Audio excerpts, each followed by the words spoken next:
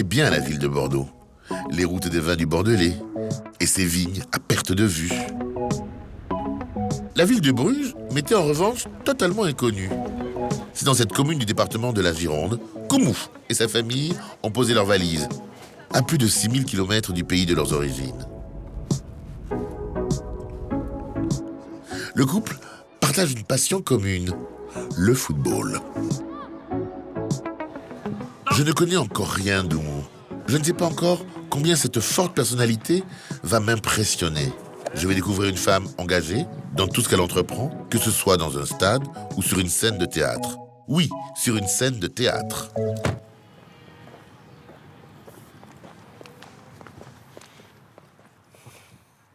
C'est-à-dire que je ne sais pas grand-chose de Oumou. À part la Guinée, à part le sport, et ses envies d'art. Je suis pas sûr de moi. Oumou? Oui. Ah bah dis donc, vous m'avez fait courir, hein. Ah oui, c'est le Alors footing. moi, sur un stade, c'est pas possible. Je suis pas allé C'est- en sport depuis la 3e. C'est un petit footing. C'est horrible. Ah, je suis très heureux. Ah, mais moi aussi. Ah, écoutez, là, vous me devez une bise. Ok. Oumou, Oui, on va passer quelques temps ensemble. d'accord. On va essayer de voir ce qui nous rassemble. Ça marche. On va essayer de voir si on se ressemble. Avec plaisir. D'accord? Oui. On va parler de vous. Je suis Oumou Sadio Baldé. Baldé, c'est mon nom de jeune fille. Diallo, c'est mon nom marital. Donc, Oumoussa Diallo Baldé. Baldé, ouais. Oumou Sadio Baldé Diallo. Vous êtes né où? Je suis née en Guinée, à la baie. Mais qu'est-ce qui fait que vous avez quitté ce pays verdoyant et magnifique qu'est la Guinée?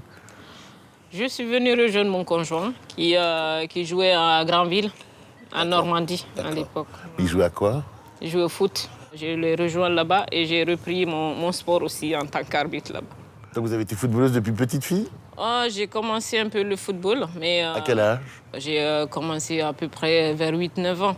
Donc je jouais avec mes frères. Mais en Guinée, il n'y avait pas vraiment d'équipe de foot C'est la féminin. question que j'allais vous poser. Voilà, c'est ça. Les filles peuvent jouer en Guinée au foot? Maintenant, ça va. Avant, c'était très, très compliqué parce que moi, je sais que je me cachais pour aller jouer avec mes frères. C'est pas vrai. C'est quelque chose qui m'attirait, je ne sais pas pourquoi. Voilà, j'aimais plus aller jouer avec mes frères que d'aller jouer avec les copines. Donc, c'était très, très compliqué. En plus, moi, je suis Peul. Donc, une ethnie très conservatrice. Il y a moins de liberté, voilà. Donc du coup, c'est la femme, il faut obéir, il faut rentrer dans des cases. Donc ce qui fait que c'était un peu plus compliqué pour moi. Je sais pas, je suis née, j'ai pas voulu rentrer dans ça, on dirait. Parce que je sais pas, j'étais attirée par ça, j'étais attirée par le foot. Être Peul, c'est une religion particulière? Non. Non, c'est pas une religion. C'est une vie traditionnelle, Voilà, voire c'est ça. traditionnaliste. C'est mon ethnie. Il y a des Peuls, Malinké, Soussou, voilà, il y a plein d'ethnies en Guinée. Un jour, il y a un de mes frères qui dit « Mais pourquoi tu ne fais pas l'arbitre ?» J'ai dit « Quoi? Arbitre, femme ?» Il dit « Oui. » J'ai dit « Non, il n'y a pas de femme arbitre. » Parce que moi, c'était la première fois que j'entendais qu'une femme mot. pouvait être arbitre. Oui. Non, qu'une Que femme l'idée pouvait... même. Voilà, c'est ça. Qu'une femme pouvait être arbitre. Je n'ai pas arrêté d'y penser. Arbitre, c'est possible? Ah oui, oui. Donc, du coup, j'ai été voir tonton Miyaou, je lui ai expliqué, j'ai dit, tonton, je voulais être arbitre, mais il a rigolé.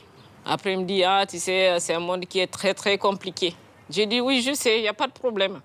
Il dit, c'est très difficile. J'ai dit, oui, il n'y a pas de problème, même si c'est difficile, je veux. Et ça a été difficile? Ah oui, très difficile. On va le savoir plus tard. Ah oui, On va très tous difficile. raconter. On va tous raconter après. Je vous suis. D'accord, Vous allez m'accompagner dans vos endroits, dans les endroits. d'accord. On va découvrir un peu la vie d'Oumou. OK, Ton avec mari. plaisir. Allez, c'est parti. Ça marche. Ah, il faut se retraverser tout le...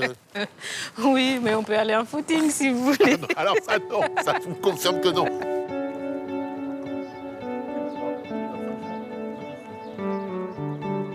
Et on respecte ton emploi du temps.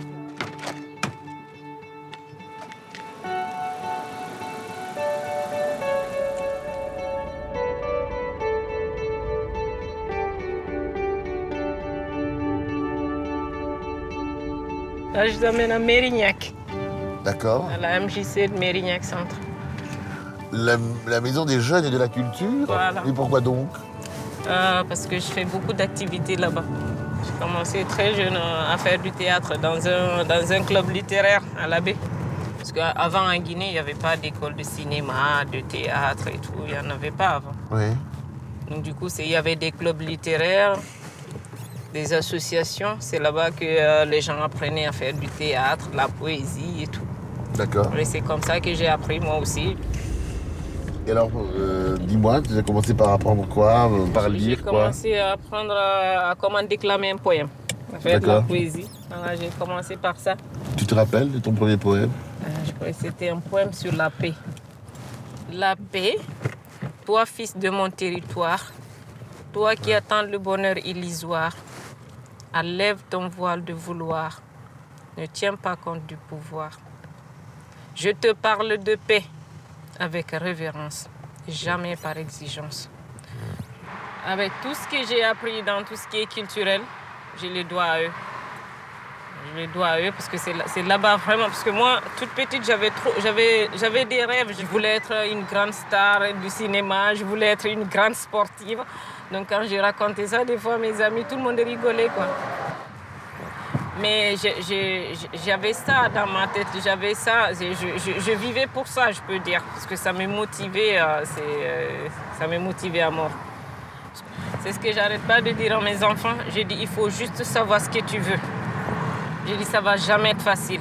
De toute façon, rien n'est facile. Rien n'est facile, mais si tu as un objectif, tu sais ce que tu veux, tu vas te battre pour y arriver, mais ça va pas être facile. Ça va pas être simple.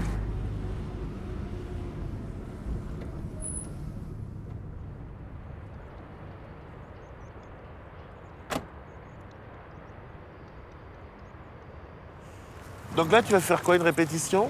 Ouais, je vais faire une petite répétition de mon spectacle. Spectacle. Tu es seule en scène? Je suis avec un musicien. Tu es avec un musicien? Ouais. Donc c'est du texte, des textes? Du texte, ouais. Écrit par qui? Pas moi. Oh, j'adore. Mais tu en caches à l'arbitre. Hein.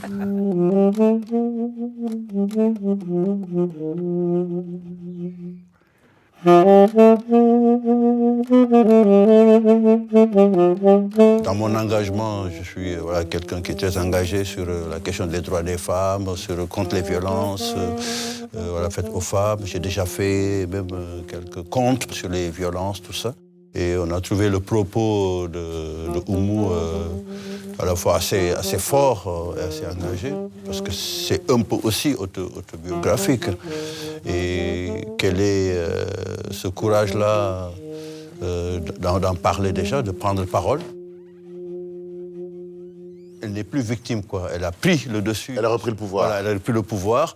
Et elle en parle, et puis de manière très, très légère, quoi. Parce que les gens peuvent penser que c'est très lourd. Mais je pense que les choses les plus dures, il faut aussi en parler de manière légère. Il faut émouvoir les gens pour les mouvoir. Voilà, je dirais ça comme ça. C'est beau, ça.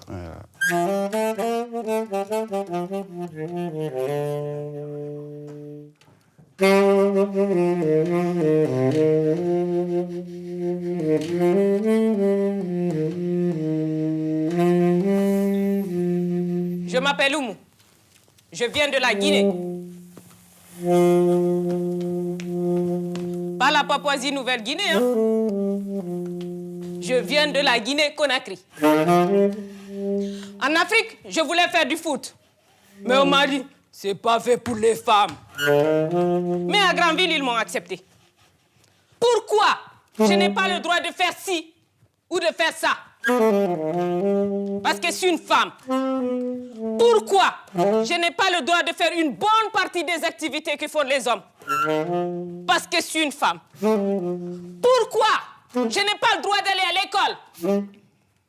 Parce que je suis une fille. Pourquoi me priver de tous ces plaisirs de la vie? Tout simplement parce que je suis une femme? Mais non, j'hallucine. Qui donne la vie? La femme. Qui s'occupe de la maison et des enfants? La femme. Et elle? Qui s'occupe d'elle? Personne. Vous trouvez ça juste? Qu'on s'occupe de tout et de tout le monde? Et qu'en retour, qu'on nous traite de sexe faible? Et si je vous disais qu'en ce 21e siècle, il y a des femmes pour lesquelles le jour de leur mariage, c'est aussi le jour le plus triste et douloureux de leur vie? Vous y croyez? Moi, par exemple, mon premier mariage, je ne connaissais pas mon mari. Je l'ai vu le jour J. Mais je ne vous raconte pas le bazar et le cauchemar que ça a provoqué. Je me suis barrée. Vous avez entendu parler de l'excision? Hein?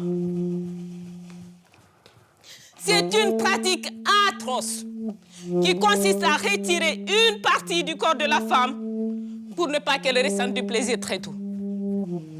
On avait à peine 8 ans, ma sœur et moi. Un matin très tôt, des femmes débarquent dans notre chambre. On était encore couchés en train de dormir. Elles nous réveillent brusquement, nous attachent des pagnes, nous couvrent la tête. Je ne comprenais rien du tout. C'est comme si j'étais dans un cauchemar. Brusquement, je vois 4 de ces dames qui viennent, qui prend ma soeur, qui la met au sol. Et je vois l'autre dame qui arrive avec une lampe torche. J'ai tout de suite compris ce qui se passait. J'ai voulu m'enfuir, mais je n'avais pas d'issue. À mon tour, au sol, les bras, les jambes, un torchon dans la bouche. Clic, clac, d'un coup, le tocli monte au ciel.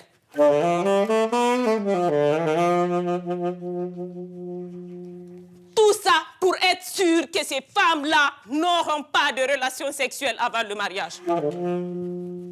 Réduire le plaisir des femmes pour que les hommes se sentent encore plus puissants. Quelle lâcheté!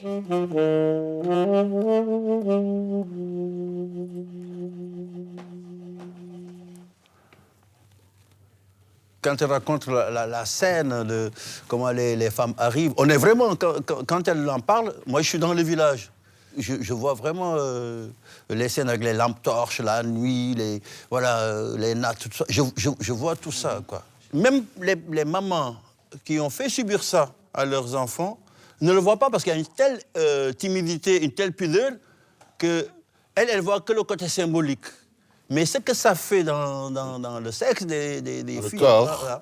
Et beaucoup d'associations, par exemple, au Sénégal, ont pu convaincre certains villageoises et villageois, avec même des chefs religieux comme les chefs traditionnels, à jeter les lames en leur montrant justement ces images-là. Je pense qu'il y a rien de plus, parlant que de le montrer, quoi. On peut en parler comme ça. Et là, quand elle le dit avec son témoignage et qu'elle l'explique de manière anthropologique, systématique, on voit ce que c'est, quoi. On voit ce que c'est.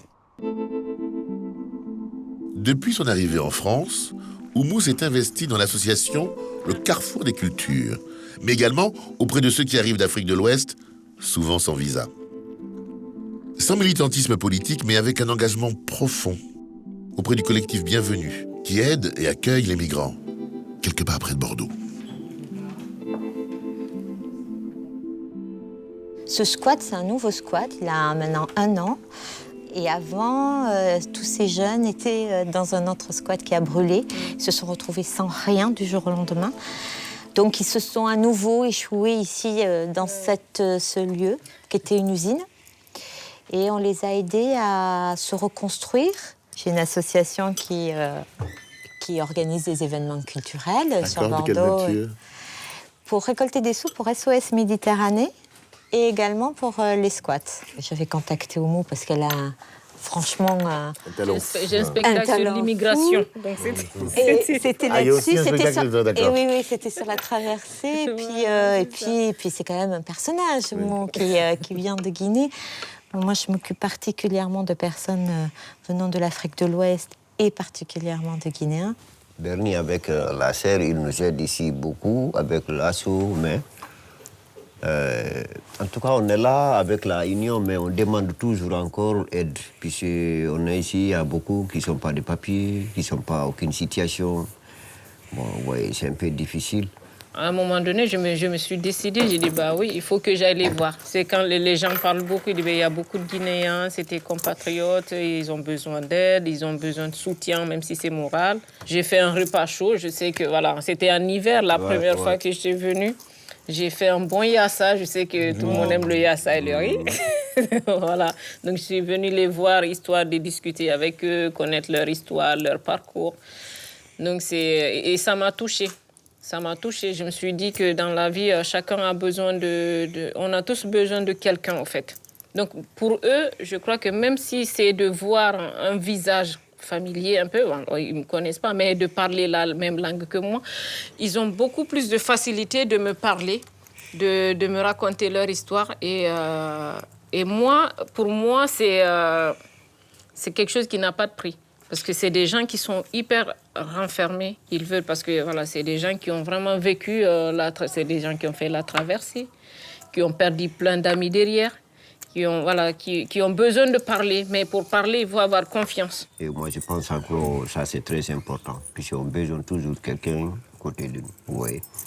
Pour la manière qu'il fréquente, celle-là avec Bernie, et ça nous donne encore beaucoup de choses. Après, il a dit toujours, on est là. Je suis là, je suis prêt pour vous.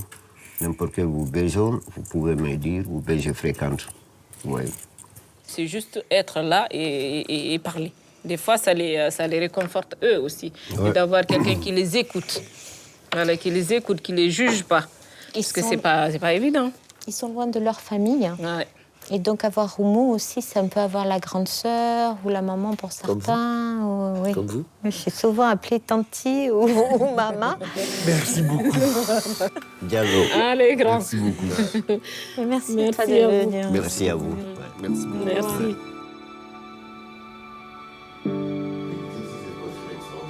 Ça, c'est la partie de Là, c'est une robe. c'est là, c'est du tissu typique. On dirait une reine, quand même. À 20 ans. Oumou, hier, quand tu es monté sur scène et qu'on t'a vu sortir, on n'imagine pas que tu vas nous parler de l'expérience que tu as vécue. Est-ce que hors scène, ici maintenant, tu peux nous en reparler et nous dire de quoi tu nous parles dans ton spectacle et quel est ton combat? J'avais un peu honte de dire aux gens que j'avais subi l'excision. Donc c'était pas évident pour moi de parler de ça publiquement et tout. Mais lorsque j'ai remarqué l'année dernière que même dans ma famille, ça continue, donc je me suis dit, à un moment donné, il faut en parler parce que les gens croient que c'est fini, mais c'est pas fini. Et puis l'excision, c'est quelque chose qui te suit toute ta vie. Donc les conséquences sont à vie. Donc si tu subis l'excision, les conséquences, c'est à vie, quoi. Il y a quelque chose qui manque en toi et ça, malgré qu'il y en a qui font réparation, mais ça va pas. C'est mental aussi. Parce qu'il faut. C'est mental. Comment on explique que, parce que chez vous comme chez nous au Togo, le matriarcat est important, c'est une histoire de femme soumise à la tradition et aux hommes. Comment on explique qu'une mère puisse amener ou laisser sa fille maltraitée par des matrones? Parce qu'à un moment donné, un soir, la mère sait que demain, à 4h du matin, sa fille va être excisée. Alors qu'elle a subi elle-même ça. Comment c'est possible? On est tellement ancré dans les traditions, là, les coutumes. Donc, même si là, tu en parles avec des gens qui ont un peu connaissance de tout ce qui se passe, ils vont te dire, moi, je sais qu'au pays, je discute avec mes sœurs, je discute avec des amis, ils disent non, on ne veut pas que ça commence par nos enfants. Donc, personne ne veut que l'excision s'arrête avec leurs enfants, que ce soit eux, leurs enfants, qui n'ont pas subi l'excision, parce qu'ils seront pointés du doigt. Parce que là-bas, une fille qui n'a pas subi l'excision, c'est une fille à pas mariée. Moi, j'accuse les femmes aussi, mais j'accuse les hommes. Parce qu'un père de famille qui se lève, qui dit « ma fille ne va pas subir l'excision », elle n'aura pas l'excision. Elle n'aura pas l'excision. Mais les hommes se cachent derrière les femmes pour dire « non, c'est une histoire de femme ». Mais non, ce n'est pas une histoire de femme. Parce que c'est tes enfants aussi. Tout ce qu'on fait, nous, pour eux, c'est normal.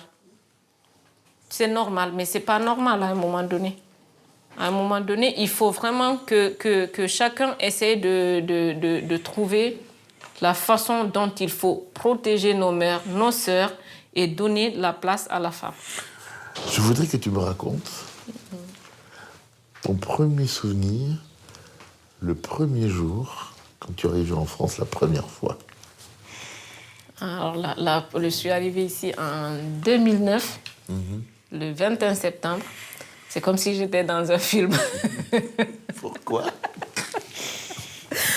Je suis descendue à l'aéroport, on est sorti dehors. À Charles de Gaulle? Tout ce que je voyais, c'est comme si j'étais dans un film. Ah là là, c'est comme si j'étais dans un rêve. Parce que à ce moment-là, c'est tout différent. C'est la première fois que j'ai quitté la Guinée. que je sortais de Conakry. Donc, c'était...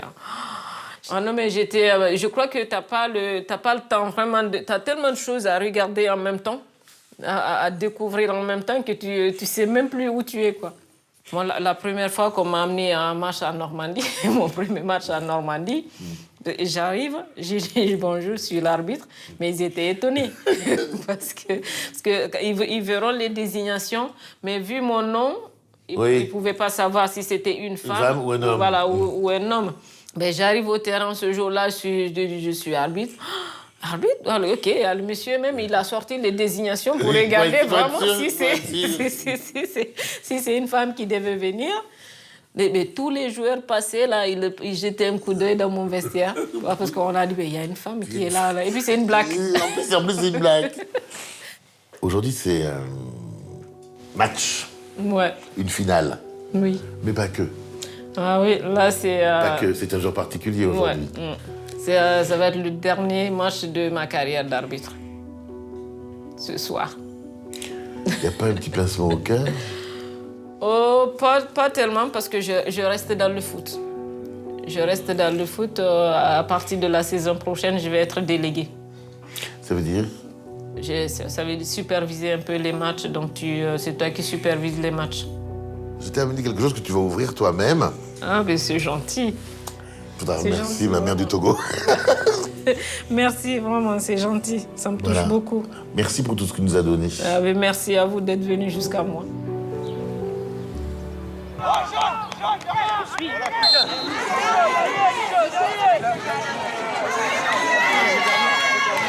Numéro 6. Numéro 7. Le 11. Okay. Numéro 12, je vais juste voir le... Finale ou pas finale, les règles du jeu seront les mêmes. Les cartons seront pareils. Carton blanc, carton rouge, carton jaune. Tout sera... Est-ce que vous avez des questions pour le match? C'est bon? Et bon match, bonne finale. Bon match. Bon match. Bon match. Et du jeu, les gars. Mesdames, Messieurs, veuillez donc accueillir les équipes finalistes de la D1. Et nous allons donc accueillir pour son dernier match, en tant qu'arbitre officiel, Oumou. Je vous demande de l'applaudir pour son dernier match. Merci. Allez, merci à vous, merci. Merci, ça fait chaud au cœur. Merci beaucoup. Tu veux la photo? Alors dépêche-toi. De la finale des championnats départemental, un club réussi. Attention le marquage, tu mets. Coupé. Montez, allez. Encore.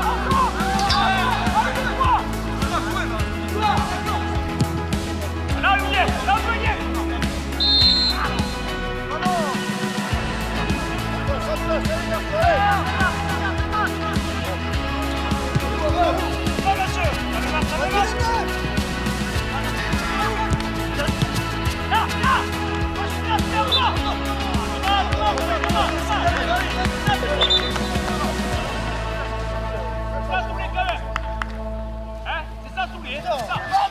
Bien joué.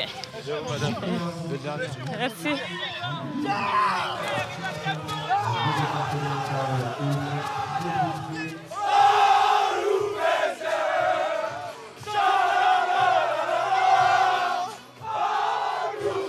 Oumou, merci infiniment Merci à vous. de ce que tu nous as offert, de ce qu'on a pu voir de toi. Et le temps que tu nous as donné, tu nous l'as donné, on le gardera pour toujours. Avec Je te confie maintenant Oui. ce carnet. Oui. Tu vas écrire « Moi, Oumou, je suis. C'est mon combat et je me bats pour ça et je suis ça. » D'accord. Je suis très contente. Merci beaucoup, vraiment. Faudra me le rendre, faudra juste écrire. Merci. Ok, je vais écrire et je te le rends. Et tu me le rends. Je suis très contente, vraiment. À très bientôt. Merci beaucoup. Je commence à partir dans la Allez. pointe des pieds. Merci. Au revoir. Au revoir. Au revoir. Au revoir. Merci. Au revoir. Merci.